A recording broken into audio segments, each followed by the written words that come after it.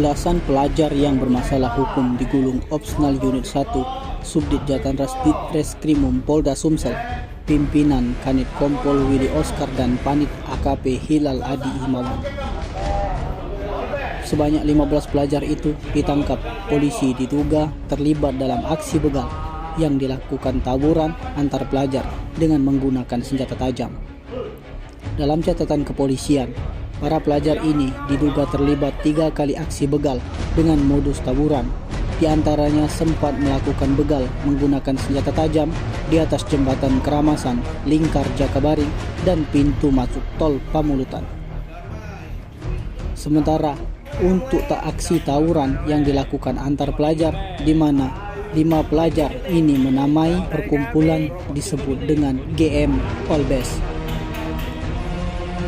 Bahkan perkumpulan mereka ini juga kerap kali melakukan sweeping serta menantang sekolah lain melalui sosial media TikTok dengan akun Gamma Polbes untuk melakukan aksi tawuran.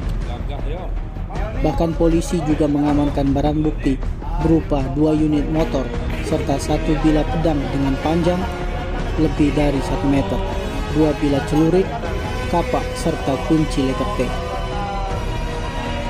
Benda-benda tersebut kerap digunakan saat tawuran ataupun melakukan aksi begal.